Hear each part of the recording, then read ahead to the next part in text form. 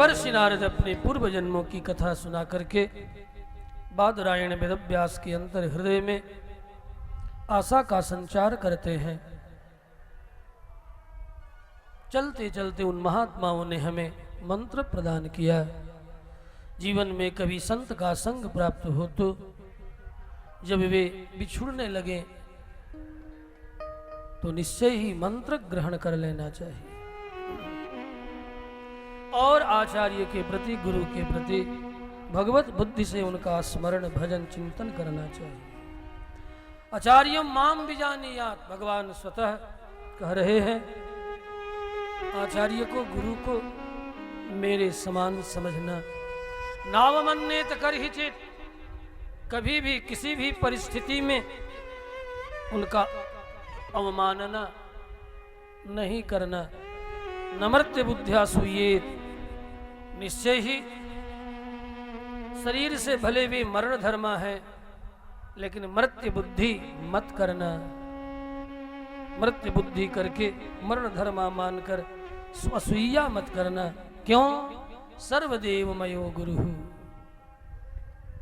गुरु गृणाति तत्वम, जिसने तत्व हेतु तुझे शब्द ब्रह्म प्रदान किया है, मंत्र दिया है। इसलिए गुरुम प्रकाशय धीमान, जो धीमान लोग हैं, बुद्धिमान शिष्य हैं, गुरुम प्रकाशय, अपना प्रकाशन नहीं करते, गुरुजन का प्रकाशन करते हैं।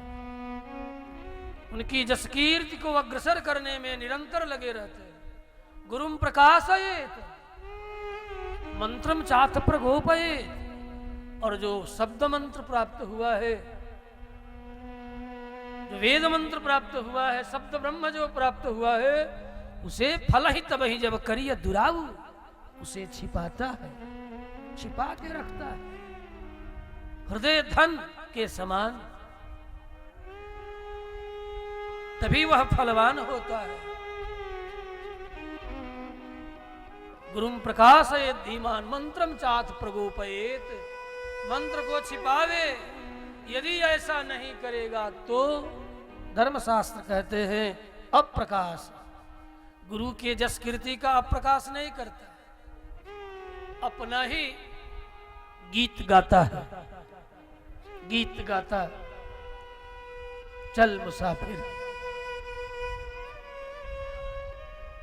अप्रकाश अप्रकाशाभ्याम श्येते संपद आयुषी, दो वचन है। श्येते दो वचन है, आयुषी दो वचन है। अप्रकाश अप्रकाशाभ्याम, मंत्र का प्रकाश करोगे तो गड़बड़ है, और गुरु के जस कीर्ति का प्रकाश नहीं करोगे तो गड़बड़ है। तो क्या गड़बड़ है? श्येते संपद आयुषी, संपत्ति और आयु ये दोनों नष्ट होते हैं। इसलिए बंधुओं, इस प्रसंग में स्मरण करते हैं अनेक टीकाकार आचार्यगण, गुरु भक्ति सदा कुर्यात् श्रेयसे भूयसे नरः, जिनके द्वारा शब्द ब्रह्म की प्राप्ति हुई है, ऐसे गुरु की भक्ति अपने श्रेय के लिए सदा करते रहना चाहिए। आचार्यो ब्रह्मणो मूर्ति ही, क्योंकि आचार्य गुरु वेद मूर्ति हैं।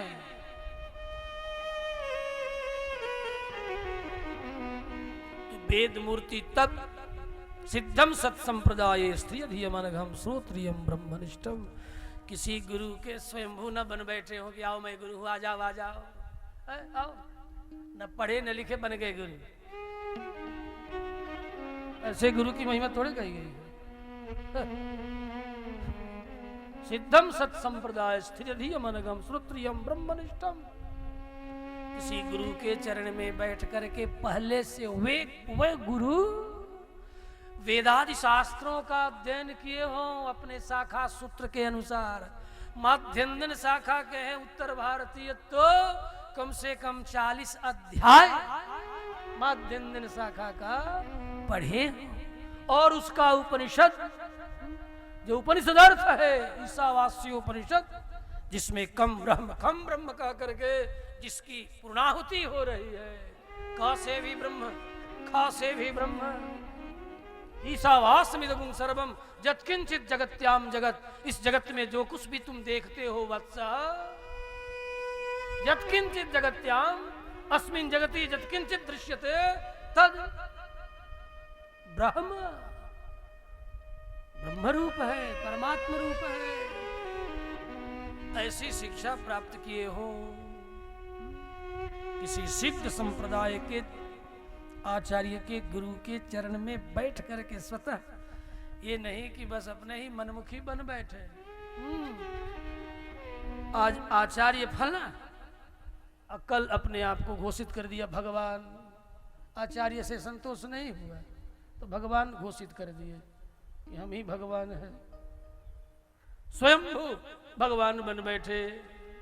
तो ऐसे स्वयंभू भगवान बन बैठने वाले गुरुपद पर जो नहीं प्रतिष्ठित हो सकते, जिनका अनादि निधन संप्रदाय हो, परमात्मा से किसी न किसी अनादि निधन संप्रदाय से अनुगत हो, मनमुखी सिद्धांत न बना ली, अच्छा नहीं लगा तो थू थू।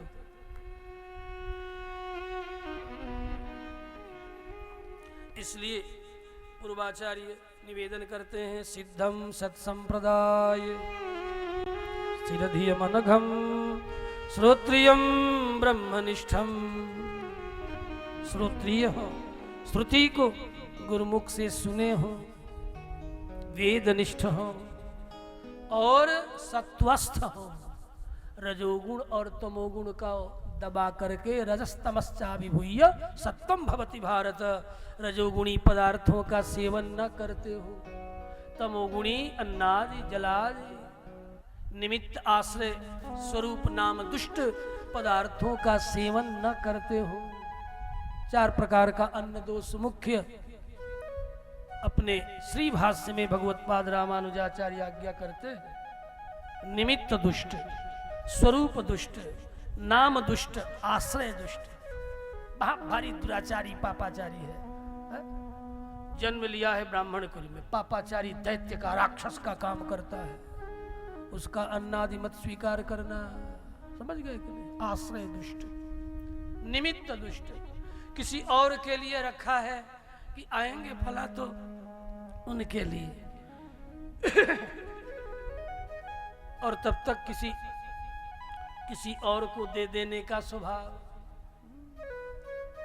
उसको निमित्त दुष्ट। किसी के नाम से थाली लग गई और किसी और को बढ़ा दिया गया, सदाचार निष्ठ को कभी नहीं पाना चाहिए।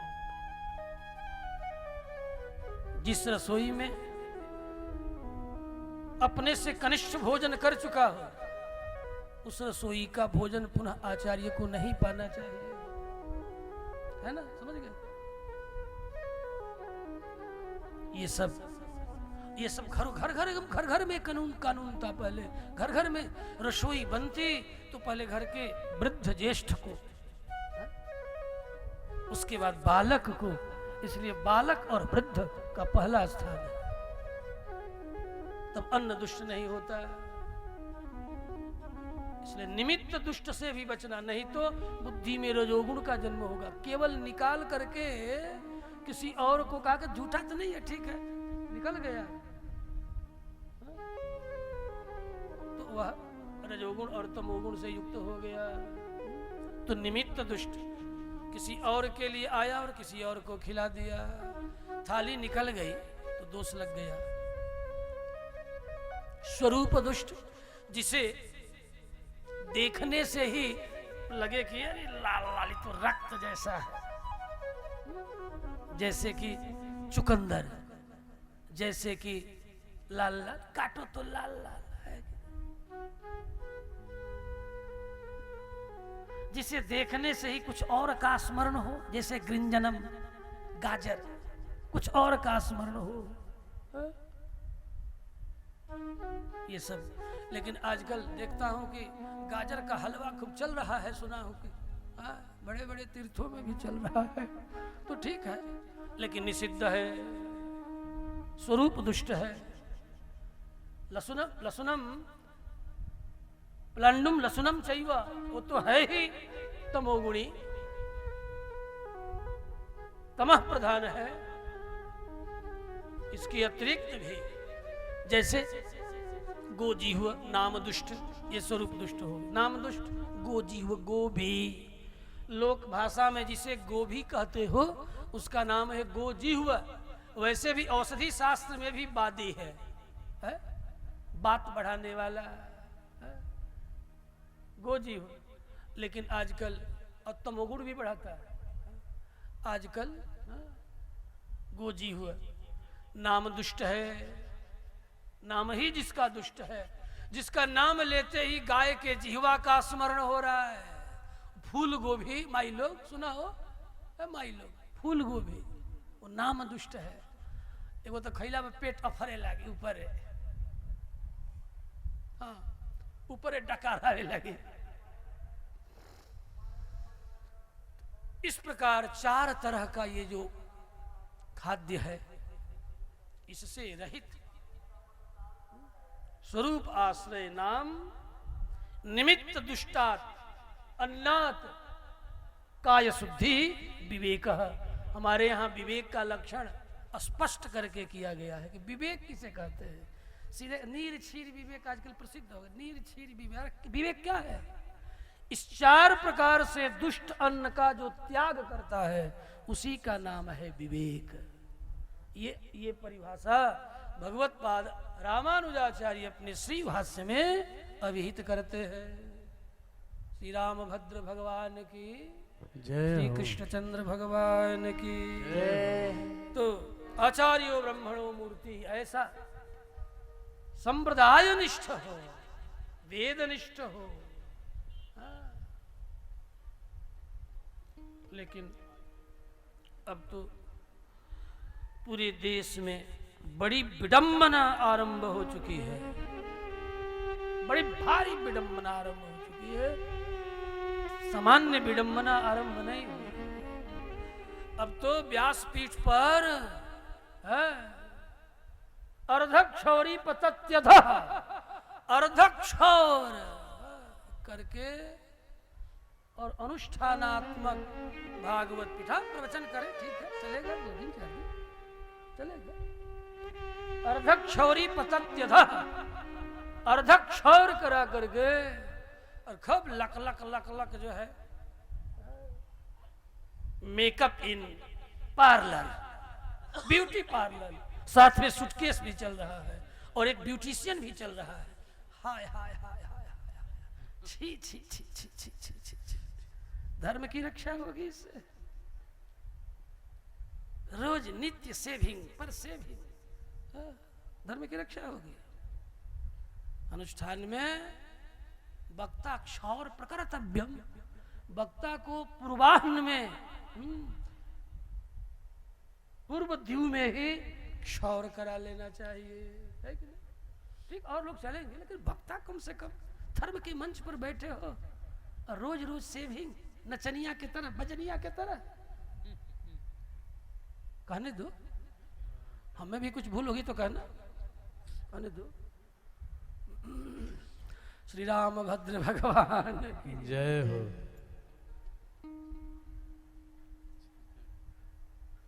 इसीलिए कहा गया उपदेशात् धर्म बुद्ध्वा विरमेत सर्वकर्मणि शास्त्र ज्ञानम बहु क्लेशम।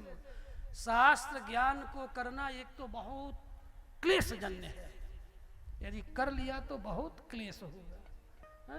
तब करोगे तब चलते हैं वहाँ भगवान। कल इसीलिए आज आरती अपनी नहीं भेजे, कल आरती भेजे थे कि याद रखना मेरी पूर्णाहुति होगी, यज्ञ नारायण भगवान की पूर्णाहुति होने जा रही है ना? कहाँ? यज्ञशाला में, 51 कुंडीय 150 कुंडीय यज्ञशाला में यज्ञ नारायण भगवान की पांचरात्र आगम प्रमाण के अनुसार यज्ञ हो रहा है। इसलिए द्वितीय काल की पूर्णाहुति सूर्यास्त के बाद करने की विधि है, पांचरात्र। इसीलिए उस विधि का नाम ही पांचरात्र है। पूर्णाहुति रात्रि में, पांचरात्र विधान में पूर्णाहुति रात्रि में। इसलिए उदिते जुहोत अनुदिते जुहोत दोनों के संबंध में पूर्व मीमांसाकार प्रभाकर नैयायिक भट्ट इत्यादि नैयायिकों ने दोनों के संबंध में कहा चलेगा, आगम विधान है तो अनुदते जुहोत, सूर्य नहीं है तब भी होम पूर्णाहुति हो सकती है। हाँ? दोनों विकल्प पंचरात्र आगम के अनुसार श्रेष्ठ माना गया है रात्रि में पूर्णाहुति। सूर्यास्त के पश्चात तो सूर्यास्त हो चुका है और हरि अनंत, हरि कथा अनंत। भगवान के कथा का कोई न आदि है न अंत है भैया। हजार हजार मुख से शेष सनकादि कहते रहते। कृष्ण गोविंद गोविंद गोपाल नंद लाल, कृष्ण गोविंद गोविंद गोपाल नंद लाल, गोविंद गोविंद गोपाल नंद लाल, कृष्ण गोविंद गोविंद गोपाल नंद लाल, गोपाल नंद लाल,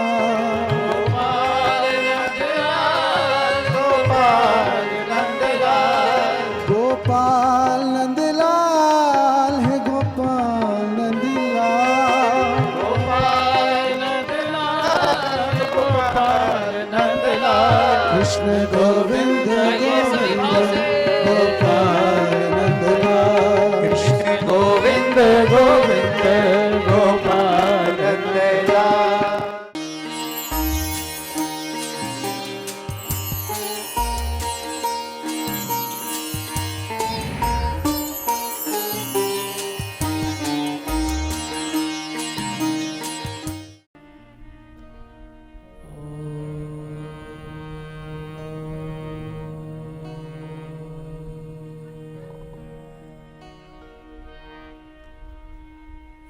अस्मद्गुरुभ्यो नमः। अस्मत्परमगुरुभ्यो नमः।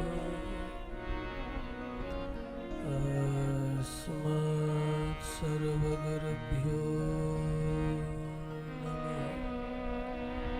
श्रीमते रामानुजाय श्री त्रिदण्डिने स्वामिने नमः।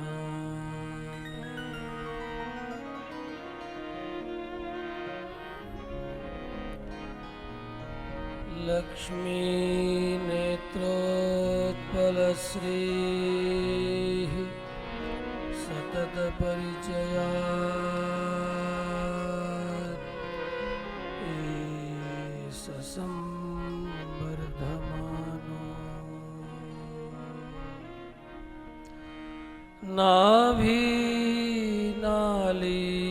नाभिनालीकरिङ्खन् मधुकरपटली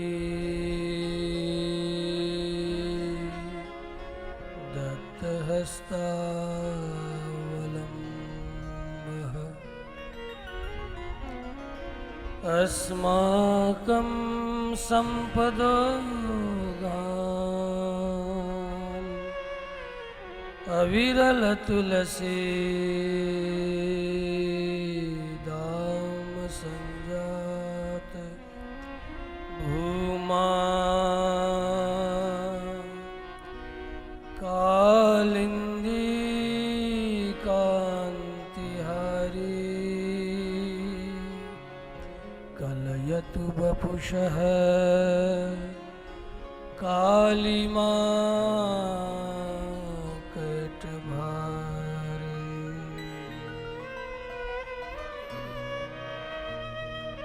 स्मृता पितरुणा तपं करुणया हरन्ति नृणाम् अभङ्गुरतनोत्विषा बलयिता सतैर्वन्दिता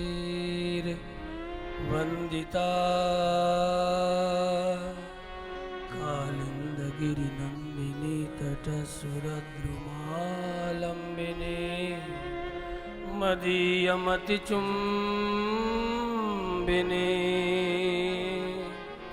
भवतु कापि कादम्बिनी। जन्माद्यस्य यतोऽन्वयादितरतश्चार्थे स्वभिज्ञस्वराट् तेने ब्रह्महृदाजयादिकवै मुह्यन्ति यत्सूरयः तेजो वारिमृदां यथा विनिमय यत्र त्रिसर्गो मृषा धाम्ना स्वेन सदा निरस्तकुहकं सत्यं परं धीमहि कृष्णं परं धीमहि यः श्रुतिस्मृतिसूत्राणाम् अन्तरज्वरमशीषमत् तस्मै रामानुजार्याय नमः परमयोगिने अनन्ताचार्यकृपया वेदान्तद्वयपारगम् श्रीरामकृष्णाङ्घ्रिसदभक्तम्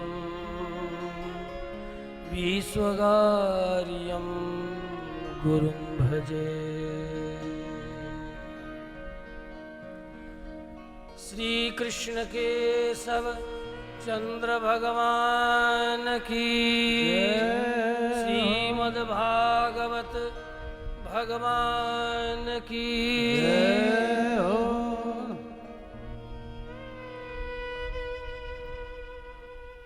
अखिल ब्रह्मांड नायक आनंद कंद सच्चिदानंद निखिल हेय प्रत्यनीक कल्याणैकतान स्वीतर समस्त वस्तु विलक्षण भगवान श्रीमन्नारायण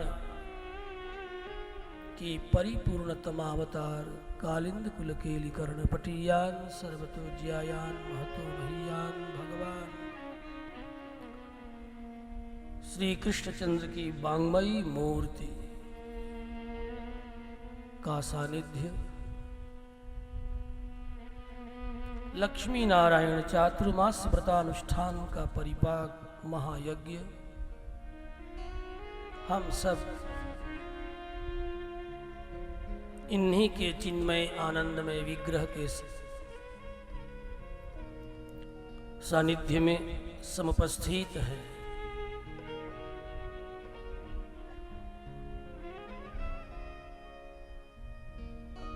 श्रीमद्भागवती वार्ता अनुभव श्रवण मनन निधिध्यासन हेतु भगवान का चरित्र भगवान ही होता है।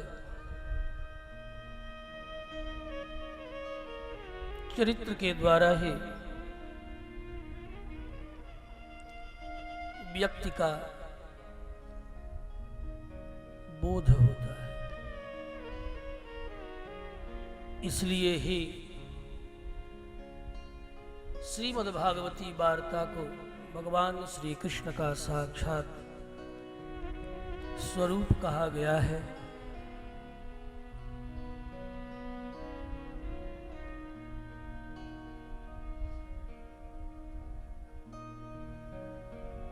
प्रत्यक्षा हरिः वर्तते श्रीमद्भागवती वार्ता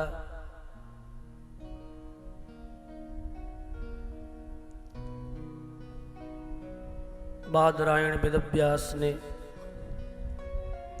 इस प्रकार अनुभव करके ही अभिव्यक्त किया है, अभिव्यक्ति हुई है।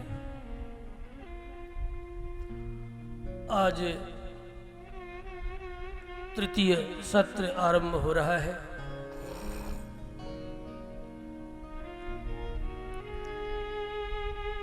कथा वार्ता के पूर्व आप सब इस बिहार के डीजीपी रहे गुप्तेश्वर पांडे जी के द्वारा बड़ा ही सुंदर मर्मस्पर्शी आख्यान आप सब श्रवण कर रहे थे। आवे हम सब कुछ क्षण श्रीमद् भागवती वार्ता में प्रवेश प्राप्त करने के लिए अपनी भूमिका अंतर हृदय में तैयार करने के लिए भगवान का दिव्य नाम स्मरण मधुर मधुर मेतम मंगलम मंगलाना सकल निगम बल्ली सत्फलम चित स्वरूपम भृगुवर नर मात्रम तारयेत कृष्ण नाम। जिस तरह भगवान का नाम सकल निगम बल्ली सत्फलम चित स्वरूपम चिन्मय है, आनंदमय है, सकल निगम बल्ली का अमृत फल है, चिन्मय फल है, उसी तरह यह श्रीमद् भागवती वार्ता भी साक्षात भगवान श्री कृष्ण ही रसरूप जिसमें विद्यमान है, विराजमान है। तभी तो परमहंस अमलात्मा विमलात्मा महात्मा ब्रह्मराज सुखदेव मुनि हम सबको पीने की आज्ञा दे रहे हैं। पीबता पियो भागवतम। क्यों? इसलिए यह रसमालयम रसस्वरूप है, इसे हम पीने की योग्यता प्राप्त कर सके, इसके लिए उस क्षण हरिनाम स्मरण और भी कलव के सब कीर्तनम। कलियुग में खास हरिनाम का विशेष महात्मा। नारदादि मनीषी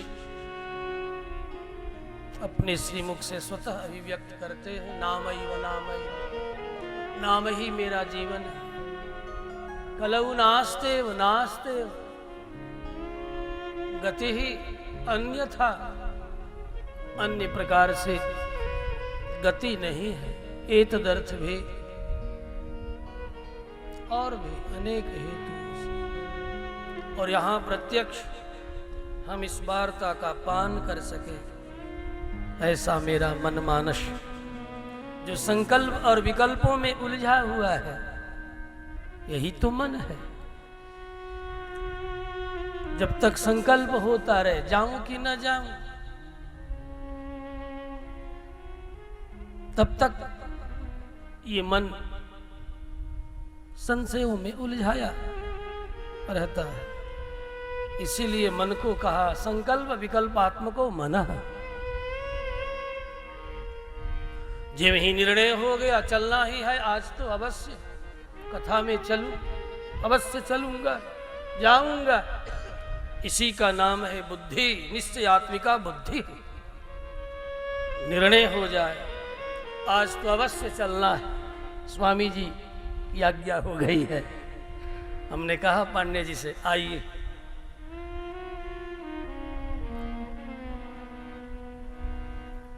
पीताम्बर जी की प्रतीक्षा मत करें, आइए।